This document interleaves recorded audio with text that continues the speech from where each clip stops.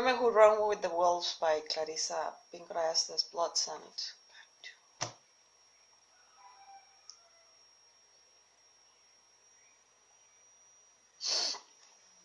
When the weeping key, the crying question, stains our personas, we cannot any longer hide our travails. We can say that we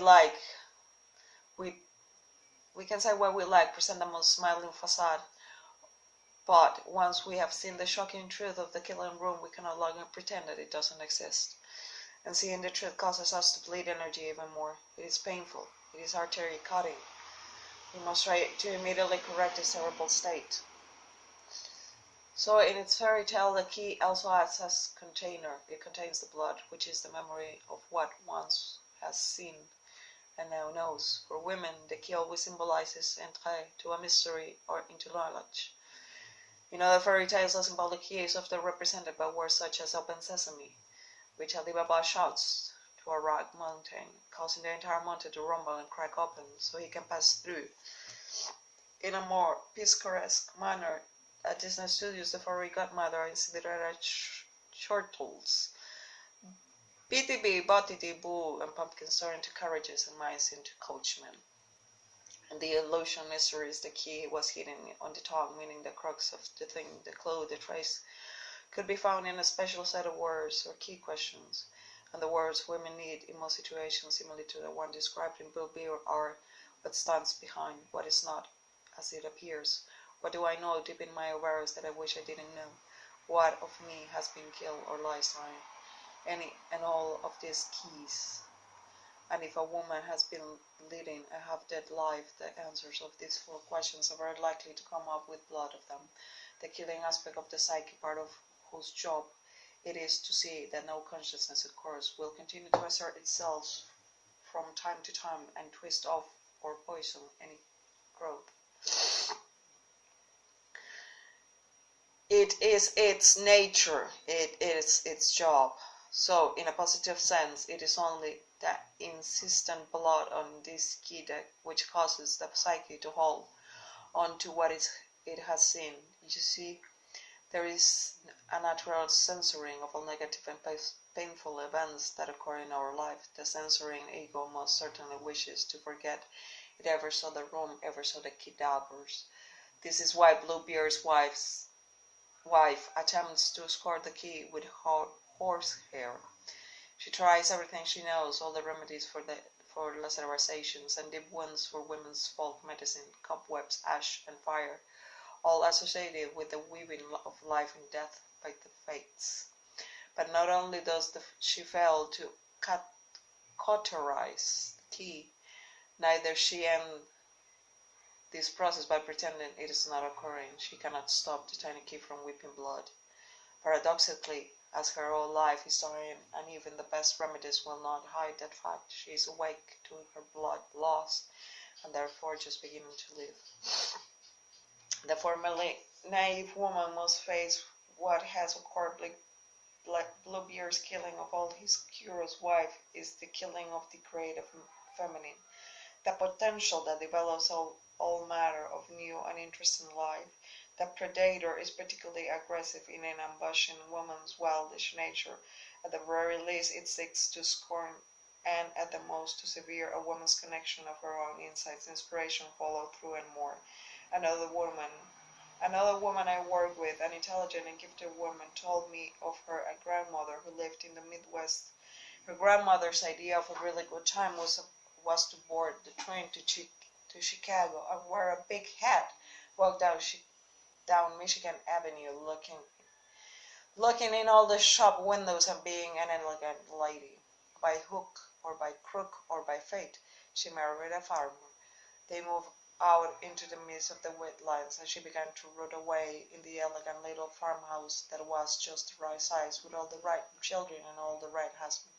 She had no more time for that frivolous life she'd once led. Too much kitsch, too much women's work. One day, years later, after washing the kitchen and living room floors by hand, she slipped into her best skill blouse, put on her long skirt, and pinned on her big hat. She pressed her husband's shotgun on the roof of her mouth and pulled the trigger. Every woman alive knows why she washed the floors first. A starved soul can become so filled with pain. Oh God. A starved soul can be so filled with pain a woman can no longer bear it, because women have a soul needed to express themselves in their own soulful ways. They must develop and blossom in ways that are sensible to them and without much attention from others. In this sense, the key with blood would be said to also represent a woman's female bloodliness. Those who have gone before her, who among us do not know at least one female loved, one who lost her instincts to make good choices for herself,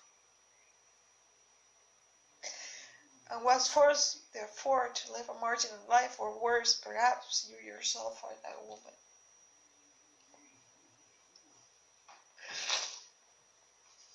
One of the least discussed issues of individuation is that one shines light into the dark of the psyche as strongly as one can. The shadows where the light is not grow even darker. So when we illuminate some part of the psyche, there's a resultant deeper dark to contend with. This dark cannot be left alone. The key to questions cannot be hidden or forgotten. They must be asked. They must be answered. The deepest work is usually the darkest. A brave woman, a wisening woman, will develop the purest psychic gland. For if she builds only on the best line of her psyche, she will have for a view the least of what she is. So do not be afraid to investigate the worst. If only guarantees increase of soul power through fresh insights and opportunities for revisiting one's life and self anew. It is in the psychic kind of land development that a wild woman shines. She is not afraid of the darkest dark. In fact, she can see in the dark. She is not afraid of all. Refuse, decay, stink, blood, cold bones, dying girls or murderers' husbands. She can see it. She can take it. She can help. And this is what the youngest sister of Blue Beard is learning.